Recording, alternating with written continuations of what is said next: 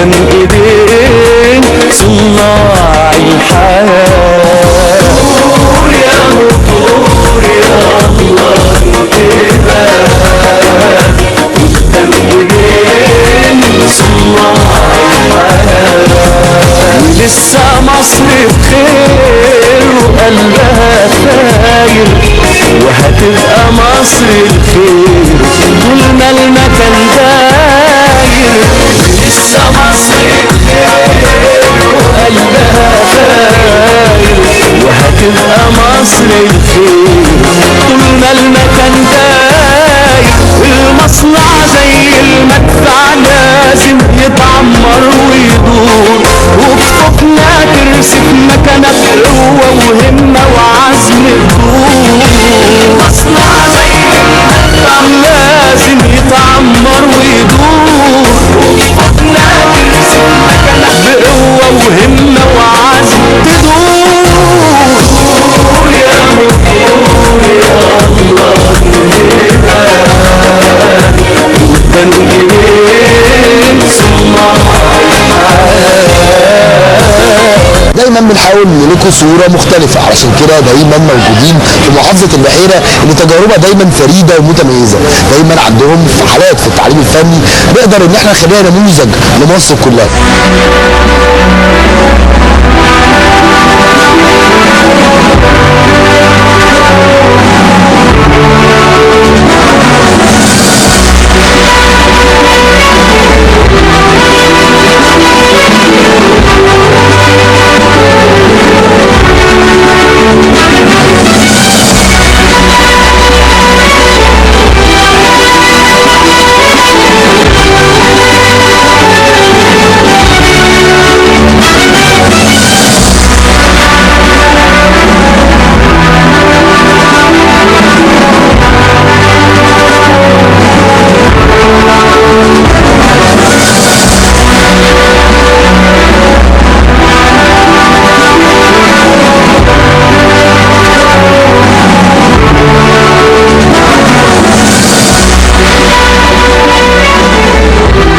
المهندسة نادية عبد المحافظ البحيرة، اهلا بيك. اهلا بيك، اهلا وسهلا.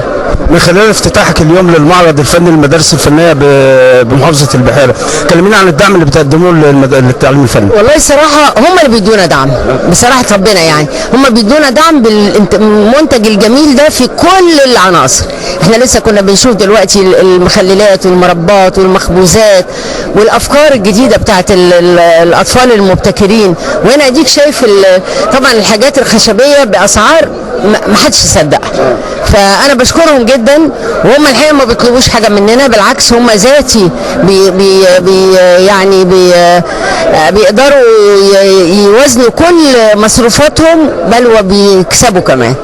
فليهم كل الشكر الحقيقه والتبجيل، وعايزين المدارس دي تزيد وتنتشر.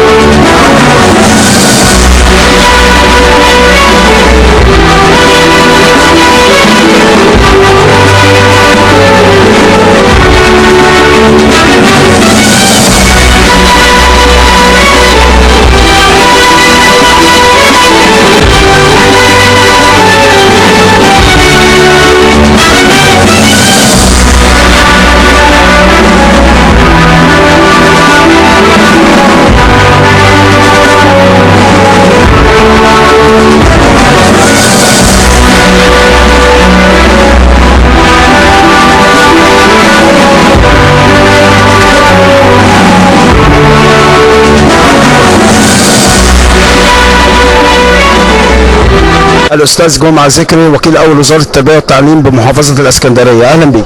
اهلا بحضرتك واهلا بكم في البحيره، وشرفتوا البحيره وده تلفزيون الشعب. اهلا بكم. اهلا بيك. كلمنا عن تواجدك اليوم بمحافظه البحيره وحضور معرض التعليم الفني الثانوي، وخاصه ان كان هناك افتتاح لمعرض التعليم الثانوي الفني بالاسكندريه من قريب.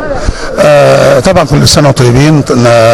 فيه تنسيق تام ما بين محافظه البحيره وبين محافظه الاسكندريه، وطبعا كان حضورنا بدعوه كريمه من السيد الاستاذ محمد سعد وكيل وزاره التربيه والتعليم للبحيره مدير المديريه، وطبعا احنا هو كان حضر عندنا في الاسكندريه برضه ودعاناه هو والساده الزملاء القائمين على التعليم الفني في البحيره، وحضروا معانا المعرض. طبعا واحنا النهارده بنحضر معاهم المعرض ومدير عام التعليم الفني ايضا والساده رؤساء مجالس الامناء في المحافظتين، عشان برضه نقل الخبرات ونشوف ايه ما هو جديد هنا وما هو جديد في الاسكندريه، واذا كان عندي حاجه كويسه هم بتتنفذ في البحيره حاجه كويسه بتتنفذ عندنا في اسكندريه، ففي اطار التنسيق وتبادل الخبرات ما بين المحافظتين طبعا للوصول الى الهدف المنشود، وهو ان التعليم الفني قاطره المستقبل وقاطره التنميه ان شاء الله. استاذ جمعه، سيادتك خدمت في محافظه البحيره كوكيل وزاره والان بالاسكندريه، ايه الجديد اللي هتطبقه في اسكندريه مش موجود بالنسبه للتعليم الفني في البحيره؟ هو طبعا حضرتك انا خدمت في البحيره وفي الاسكندريه والشرقيه وسوهاج، 4 محافظات الحمد لله. كل جديد الحمد لله احنا بناخدوه. هنا كان في هنا المنافذ كانت في البحيره، فتحت السنه دي 7 منافذ في الاسكندريه، منافذ لبيع المنتجات التعليم الفني. اي شيء جديد احنا بناخدوه. هم طبعا عندي انا في الاسكندريه عندنا مدرسه في كل مصنع وبصنع في مدرسه، بدا يطبق برضو ايضا في البحيره. عندنا في الاسكندريه التعليم المزدوج بيطبق في البحيره في المدرسه شركه الميه. فيعني اي خبره هنا او اي شيء كويس هنا بناخدوه واي شيء كويس هنا بناخدوه. الدولة بتولي الآن اهتمام كبير بالنسبة للتعليم الفني. دوركم كمديرية التربية والتعليم اسكندرية في تطوير التعليم الفني ده؟ لا هو حضرتك طبعا انا بقول لحضرتك التعليم الفني هو مستقبل مصر، وهو قاطره التنميه زي رئيس ما بقول وبيدينا يعني مؤشرات ان التعليم الفني هو اساس التقدم ان شاء الله في المرحله القادمه. لازم نغير النظره للتعليم الفني ودنيته. لا زال احنا عندنا نظره التعليم العام والكليات لا ابدا. انا التعليم الفني عايز ابني يتدرب، عاوز يطلع راجل اعمال صغير، عاوز يطلع يعتمد على نفسه وما يستناش وظيفه الحكومه، عاوز يطلع صاحب مشروع، صاحب فكر، صاحب مهنه في التعليم الفني. فلذلك التعليم الفني بنقول لك قاطره التنميه في المستقبل بمشيئه الله تعالى. الشيء الثاني حضرتك طبعا احنا عندنا يمكن ولله الحمد مدارس فندقيه، عندنا مدارس في الغزل والنسج، عندنا مدارس في البتروكيماويات عندنا. فبالتالي الطالب دول بيطلعوا يتخطفوا في الشركات. فاحنا عاوزين التعليم الفني نظره له ان احنا ان شاء الله يكون فيه الجانب العملي اكثر منه من الجانب النظري. الشيء الثاني عاوزين مشروع راس المال ينمو ويزدهر في كل التعليم الفني، وبعدين ما يبقاش فيه ضرائب علينا، ويحرر راس المال ويدخل ويخرج. يعني بنطالب يعني يا ريت ان احنا قانون الحساب الموحد ده لا يطبق على التربيه والتعليم، لانه مكتف الابتكارات ومكتف الامور عندنا الى بعض الشيء. فبالتالي ان احنا عاوزين ننطلق وينطلق معنا التعليم الفني والتعليم بصفه عامه ان شاء الله. شعار معهد التعليم الفني هو محاربه الغلاء. كيفيه ودور هذه المعارض في عمل توازن مع السوق الخارجي؟ هو طبعا حضرتك احنا بالنسبه للمنتجات التعليم الفني بننتجها عندنا موفرين العماله، لان ده من الطلبه وبيتدربوا.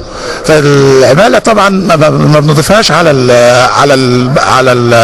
القيمه بتاعه المنتج. مفيش الا دوب 10% اللي هي بتبقى ضميمه وبنحطوها مع المنتج. فبالتالي في فرق ما بين السعر عندنا في التعليم الفني وفرق السعر الخارجي. فبالتالي احنا بننزل منتجات عالية الجودة ذات قيمة طبعا طازة جدا، وبعد كده بسعر أقل من السعر الخارجي. فبالتالي احنا من خلال التعليم الفني بنحارب الغلاء وما خسرناش كمان، يعني ما تخافش.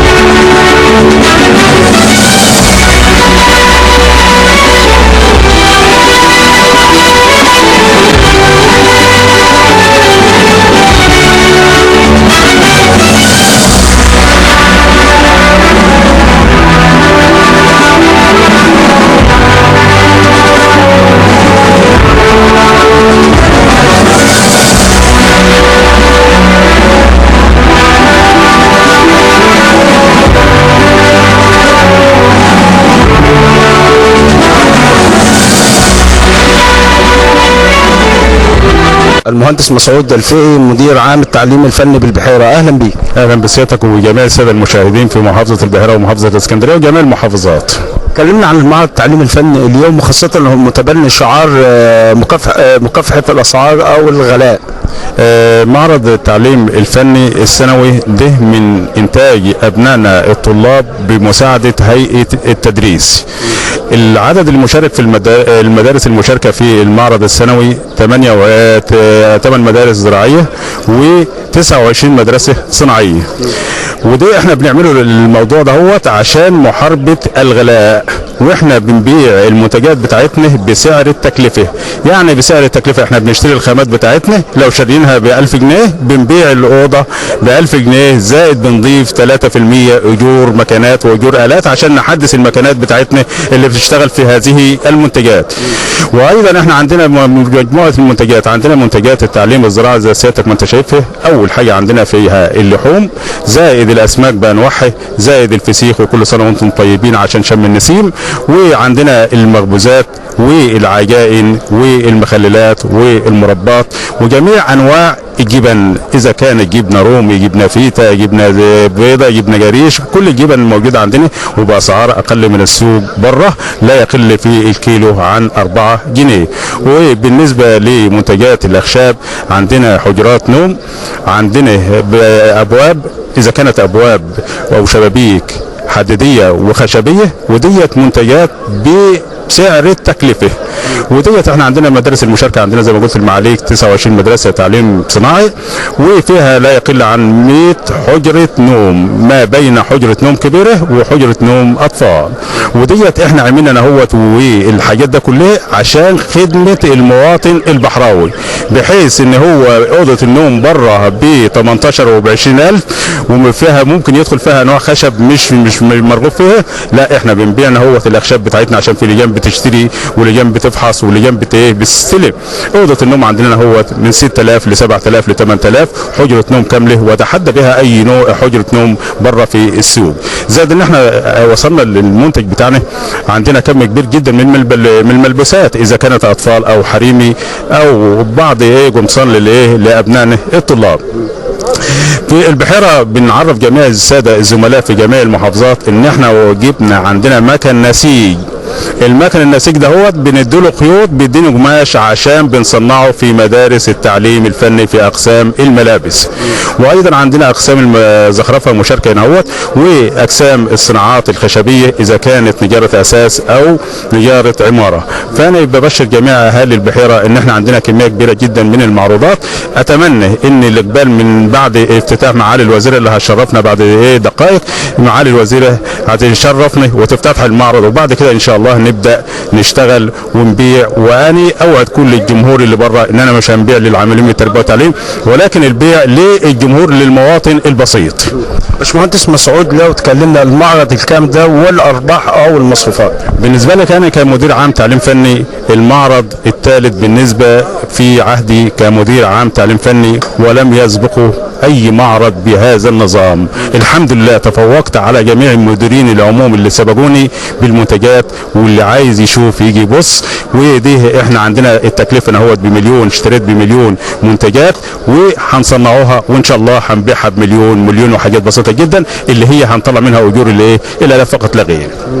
هل هناك حافز مادي بالنسبه للطلاب لتحفيزهم على الانتاج؟ سيادتك احنا عندنا حاجه اسمها مشروع راس المال الدائم بمدرسه التعليم الفني، وديت بيبقى فيه نسبه من الارباح للمدرس، للطالب، للعاملين بالتربيه والتعليم، للقائمين بالاشراف على التربيه والتعليم وخاصه التعليم الفني. وبنعرف معاليك ان شاء الله انا هسد احتياجات مدارس التعليم الفني ومدارس التعليم العام من التقوت.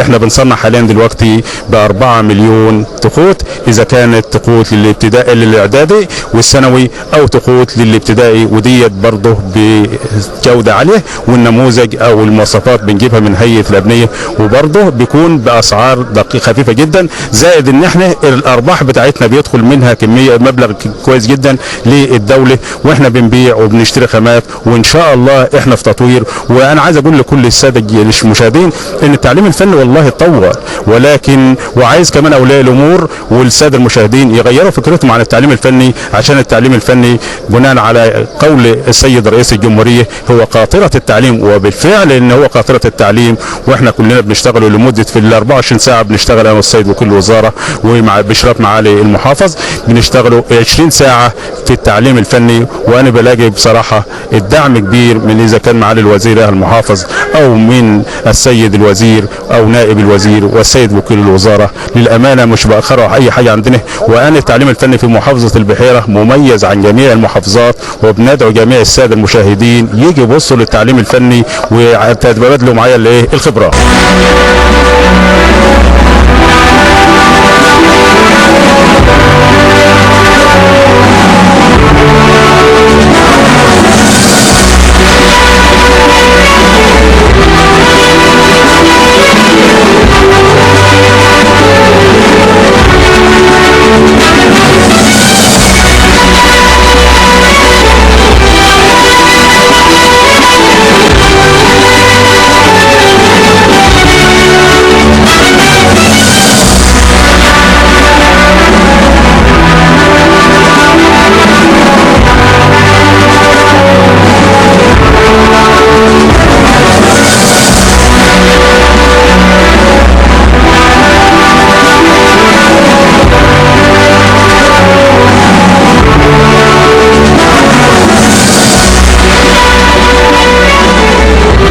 الأستاذ عادل بلال مشرف عام قسم الوقاية والأسماك بالتعليم الفني، أهلا بيك. بمدرسة أهلا بيك يا فندم. مدرسة يا فندم. مدرسة إتكو الثانوية الزراعية.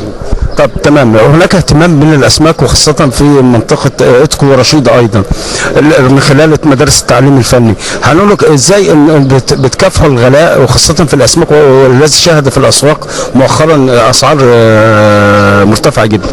معلش هو يمكن في الفتره الاخيره مع ارتفاع الاسعار، لان معظم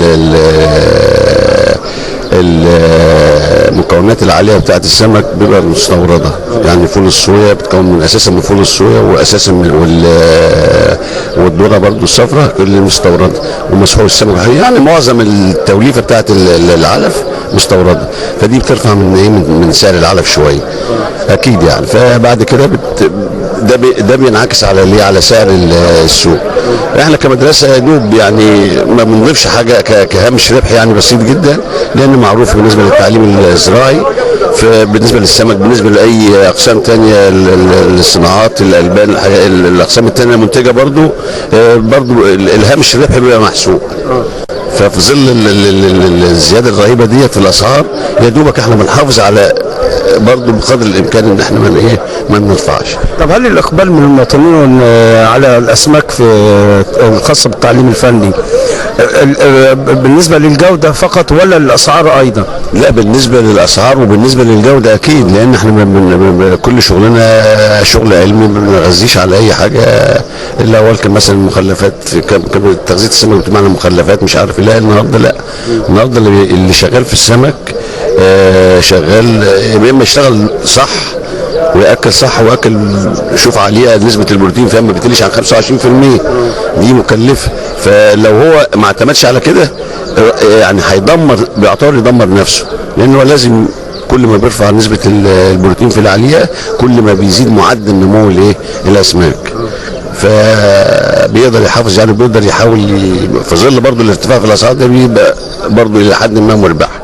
تستزرعوا الاسماك في مساحه كام فدان؟ احنا عندنا المدرسه لها مزرعه في حوالي 30 فدان تبع الهيئه العامه للثروه السمكيه، وعاد يعني حق استغلال لمده بنجدده كل فتره.